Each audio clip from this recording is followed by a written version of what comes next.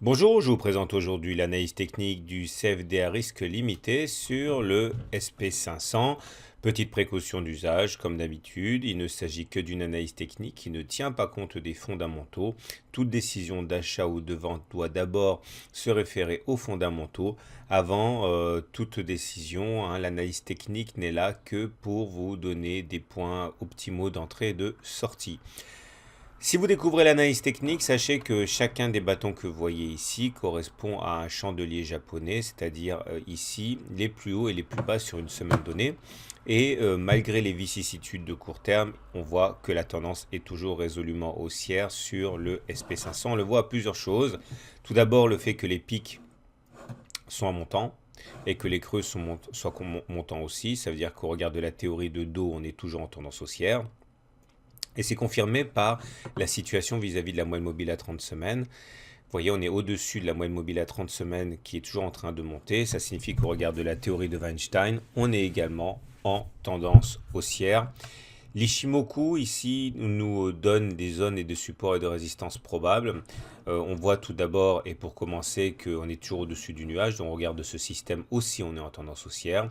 Et chacune des courbes de l'Ishimoku peut jouer un rôle de support ou de résistance selon qu'il soit en dessus ou au-dessous des cours. C'est-à-dire que les 2360 ici vont être assez compliqués à passer puisque les cours vont buter dessus comme éventuellement, comme ils l'ont fait sur la semaine précédente et la semaine d'avant.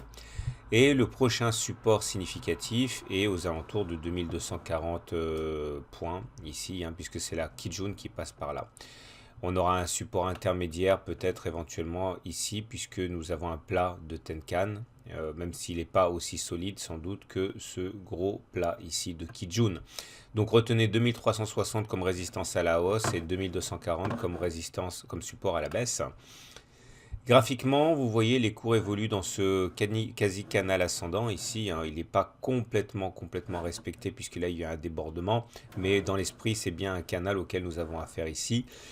On voit que si le mouvement devait perdurer et que la consolidation devait s'accentuer, on peut tout à fait envisager de prendre appui sur le bas du canal, à savoir les 2250 à peu près, ou 2200, ça dépend à quel moment on l'impacterait.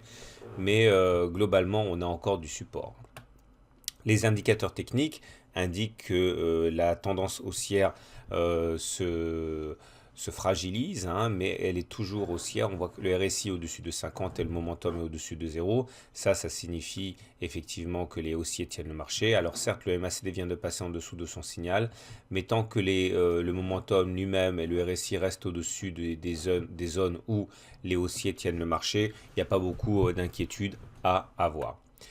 On va terminer avec une analyse journalière et là vous voyez la consolidation finalement est assez forte, mais elle est comprimée pour l'instant dans un triangle de consolidation. Donc oui, la pression est forte à la baisse, mais elle est pour l'instant encore contenue. Une explosion haussière peut être attendue si on devait casser les 2360 ou si on devait casser à la baisse les 2300, puisque ce sont généralement des sorties explosives lorsqu'on casse un triangle. Je vais terminer avec un élément plutôt défavorable que l'on peut garder sous le coude. Il s'agit d'une vague de Wolf ici. Là, je rebascule en tendance hebdomadaire, vous voyez. Et on voit que nous avons une vague de Wolf puisque les cours ont fait 1, 2, 3, 4, 5. Et en théorie, avec cette vague de Wolf, eh bien, un objectif possible et envisageable par percussion sur la ligne 1,4 au point 6. Ça reviendrait à un retour sur les 1900. Alors, les vagues de Wolf ne fonctionnent pas toujours, mais il faut se méfier parce qu'elles fonctionnent quand même assez souvent. Alors, c'est pas pour tout de suite, mais en tout cas, c'est un objectif qui est déjà identifié par cette figure. Voilà ce qu'on pouvait dire. On résume. La tendance hebdomadaire est toujours haussière. Alors à court terme, c'est un petit peu plus mitigé avec une pression baissière qui a dessiné un triangle. Le prochain support est important, je l'ai dit, il est à 2300 et la prochaine résistance importante, elle est à 2370 environ. Voilà, je vous souhaite une bonne semaine, de bons trades et je vous dis à très bientôt pour une autre analyse technique.